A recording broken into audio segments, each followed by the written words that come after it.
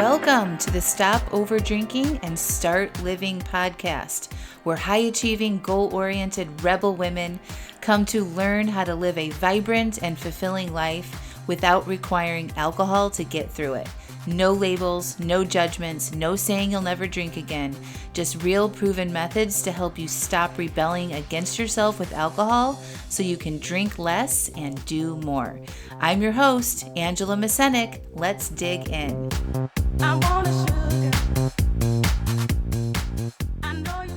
Welcome to episode 277. My goal for May is allowing my discomfort with other people's discomfort. Hello, hello, hello. Welcome back to the podcast. You might be wondering, what is this topic? So I'm working on something, and it's really interesting what my goals are now that, a lot is going well in my life, and there's just always something I can work on, y'all. And what I've been noticing lately, and there's been a theme, is that I get real uncomfortable when other people are uncomfortable. And I want everybody to be happy all the time. And it's not even so much that I want them to be happy. I just want them to be at peace. I don't really need to attach a specific feeling to what I want them to have. But if they're feeling any kind of discomfort, I am very uncomfortable because I obviously have a thought that, I don't like it when they feel that way. And I've just been very aware of myself and this edge that I feel when I notice other people's discomfort. So for an example, if, it's dinner time, which is a very uncomfortable time of the day for me anyway. If the kids are coming in and I'm serving up dinner and the kids are fighting or something like that, it's very uncomfortable. And then if my husband comes in and tries to discipline them or, deal with their arguing or however they're treating each other, and I don't like the way he handles that because I think that he's going to make the kids feel uncomfortable. I don't like that. Okay. And so my agenda then becomes making everybody feel more at peace. Don't raise our voices. Don't upset that person because that has a ripple effect on this person and blah, blah, blah, blah, blah. Can you guys relate to that? So I've been pretty aware of this lately, and I've been trying to find the beauty in other people's discomfort and letting people have their own emotional experience or experience in whatever that they're doing. And that's for them to have.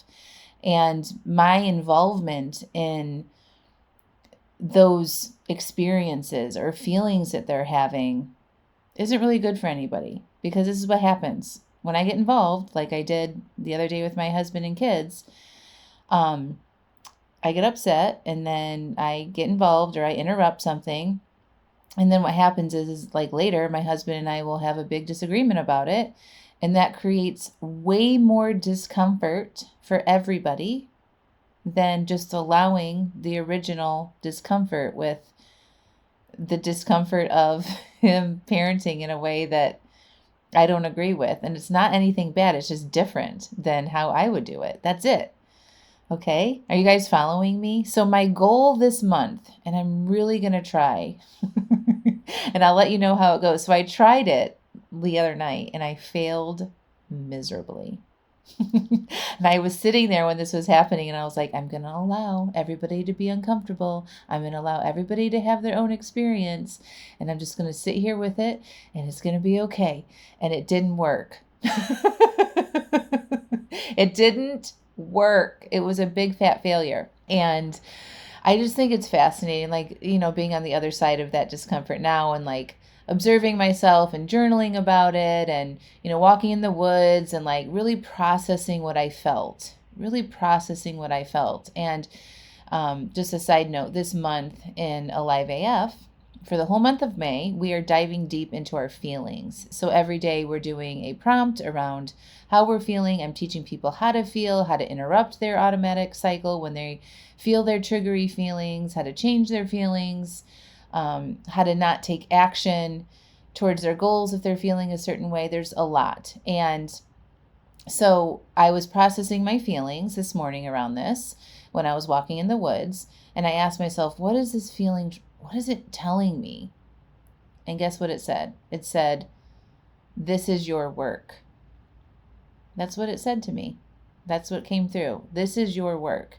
And I'm like, okay, this is my goal for the month, is I want to allow my discomfort with other people's discomfort. So I get really uncomfortable when other people are uncomfortable.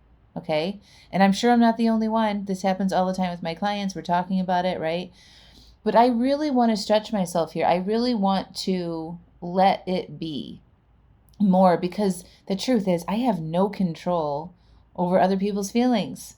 I don't, even though I want to.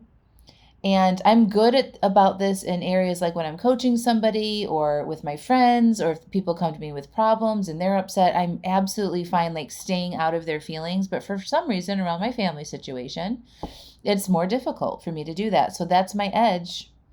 That's my work that I'm going to be doing this month for myself.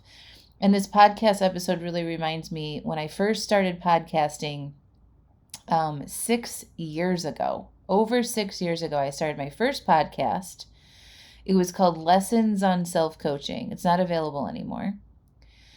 But every week I would share a coaching tool that I was learning, and I would share how I was applying it to my own life. So it was called Lessons on Self-Coaching. And I'm doing it this week with y'all. This is Lessons on Angela, allowing my own discomfort, my own feelings, and being okay with my feelings of discomfort when other people are experiencing discomfort. And specifically, I'm doing that with my family because I think it will be a lot more peaceful in the house. I think I won't be stressed out as much, and that edge around that dinner time is going to be better. And I'm really curious to see what will happen by me working on this for myself and for my family. And I have no expectations about any of them changing at all. Like, this is literally my own agenda so that I feel more comfortable. Okay. And I know that the way to me feeling more comfortable around other people's feelings and experiences is I have to be willing to feel uncomfortable first. That's the process, is I have to be willing to be with my current feelings around this stuff before I can begin to have any peace. That's the process. You have to be aware of what you currently do feel. And so maybe that's for you. Maybe what's your discomfort? What discomfort do you need to allow yourself to be with in order to have more peace or more freedom or more happiness? Is it your discomfort with your urges around alcohol? Is it your discomfort around snacking after dinner? What is it? What is your edge? Where do you need to allow yourself to be uncomfortable? And if you do that, and you probably already know what it is, and if you do allow your discomfort in this area, what do you stand to gain from that? I think that's really important for you to know. I stand to gain more peace for myself. That's the biggest payoff, because if I'm feeling peaceful, guess what? It's going to rub off in the rest of my house. It's probably going to have a ripple effect in the family. It might be more peaceful, but I'm not even concerned about that. I want to feel more peaceful. And so by allowing my discomfort when other people are showing signs of discomfort is, I think, the way to go there. And I think it's really interesting that this is my goal. By the way, like, who in the heck makes a goal like this? Me. Because I'm all about diving into discomfort. Because if you want anything that you don't have, that's what you have to do. You have to be willing to feel uncomfortable. The same thing with stopping over drinking, the same thing with stopping overeating, to changing your relationships, to healing shit within yourself. You have to be willing to feel your feelings that you haven't been willing to feel before. To dive into this specific topic about my own discomfort with other people's discomforts. So when I'm doing this work and when you might be doing your allowance of your discomfort, your brain is going to want to try to tell you all the solutions. Like you're going to do this and you can try this and we're going to do this now and try to like task manage out of it. But that's not actually what you want to do. You want to allow the presence of that vibration in your body. And so when I was doing this on myself this morning, it's like, okay, where do I feel this in my body? This is actually pretty funny. And I shared this in my Alive AF group this morning. And when I asked myself that question, I felt deflated. That was my feeling that I identified. Okay. I felt deflated. I just felt just like a balloon had let the air out. Okay. And so when I asked myself how I felt, I said I felt deflated. And then I said, how does that feel in my body? And it just felt like a wet bag of sand, just like really heavy on the bottom and soggy and saggy. And then a poop emoji popped up into my head. And I'm like, yeah, that's exactly what it looks like. It's like this pile of shit, right? Soft, dark, saggy pile of shit. That's what I felt like. And I just laughed because I'm like, that's a really good visual of what this feeling of deflated feels like. And so I took a few deep breaths and I used my breath for a while, like just really focusing on breathing in and out and noticing how my breath felt when it went in through my nose, what it smelled like. I was walking in the woods, so it actually smelled really good. It smelled like fresh spring air, summer spring air. It was warm. And I breathed out and I kept doing that and I kept focusing in on my breath. It took a few minutes. And then I asked myself, what does this feeling have to tell me? And it immediately said, this is your work. And I was like, all right, let's do it. That's my goal. All right. Your feelings have so many important messages to tell you, but we're so quick to task manage out of our feelings because we don't like feeling uncomfortable. That's how we're programmed as humans, to seek pleasure, avoid pain, and save energy. It's our motivational triad. It's our primitive programming. So when you are in a high emotional discomfort, your brain is going to want to get you out of that. That's why we drink. That's why we go to the refrigerator. That's why we go to the pantry. That's why we want to come up with a plan to manage everybody. Okay? But that's not what you want to do. You want to allow those feelings, just like I described. You want to breathe through it. Let yourself be with those feelings for a few minutes. Notice how they feel in your body. Describe them to yourself. Breathe through them. Then ask yourself, what is this trying to tell me? And then listen for what it comes up. Listen for that answer in your mind. And that will be your ticket out of it. I promise you. Our feelings are actually like little mapping systems. They're flags. They're like, hey, pay attention to me. This is not something to ignore or to push away or to numb. Our feelings are there for a reason. We're human. We're alive. And our feelings, every single one of your feelings is valid. Every single one of your feelings has something you need to know about it. And it can help guide you in the right direction. So please pause, take a beat. Breathe through it. Allow that discomfort within yourself and see what comes up. I thought that I was like this evolved emotional person that allowed all my feelings.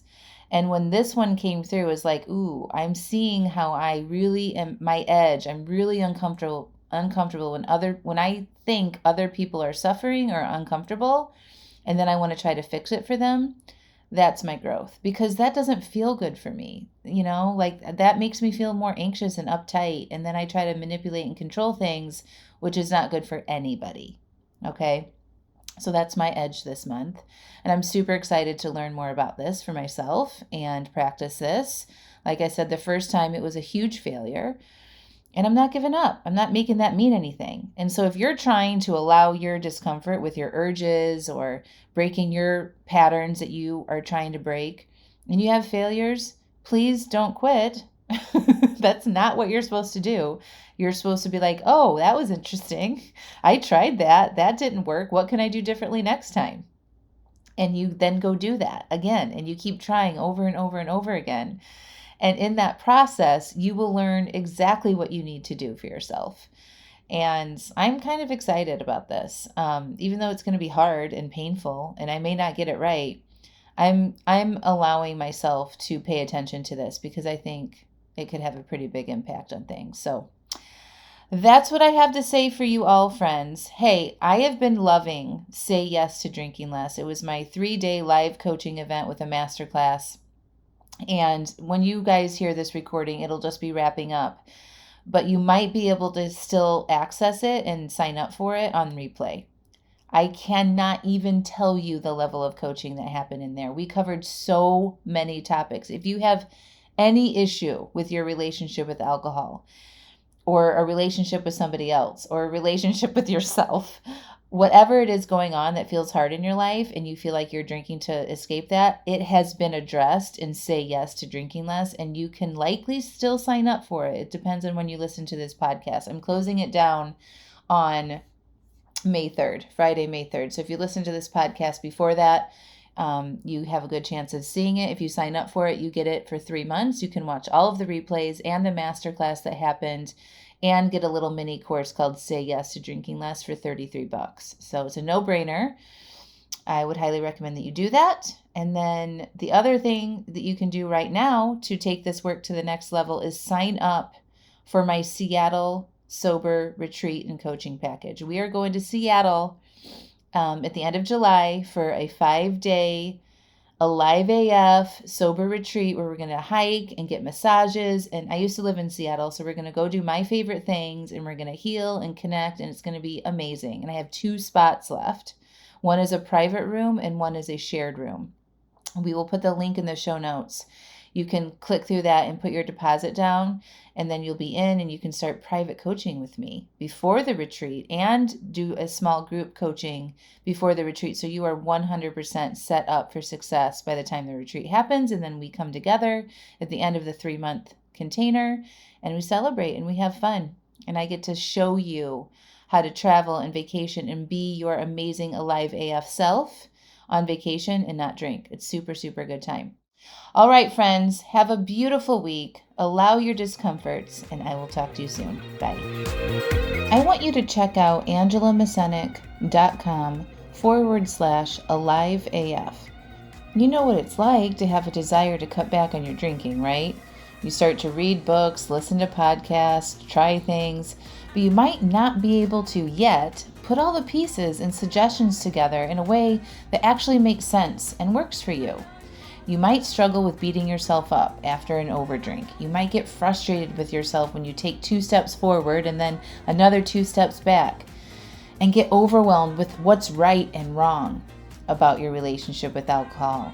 Your friends tell you that you should be able to have just 1 drink, and it isn't a big deal. You might be white-knuckling through urges and resisting instead of peacefully processing them. And you might struggle with your identity as someone who has enjoyed having a lot of wine or alcohol in your life. It's around you all the time. It's what you do and who you are. Well, after 5 years of successfully coaching hundreds of women through these struggles, I have created the Alive AF membership, where women like you can learn the basics on what it takes to cut back and reach your goals with alcohol, whether it is to just drink less or totally quit. And when you join, you will get the exact framework I used to change my own relationship with alcohol and still use today, that has led me to be alcohol-free for over 5 years. You're going to get access to my resources, videos, and worksheets that have been proven to change and reduce how much you drink.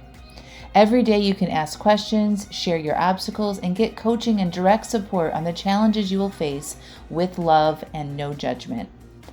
Also, you will get immediate access to workshops like uncovering your alcohol identity and changing it, how to say no to things that don't support your new identity or life or goals, aka boundaries, a workshop called Creating Emotional Agency, and another one, How to Manage Your Mind to Succeed at Your Goals, and more. Every month we have a brand new workshop.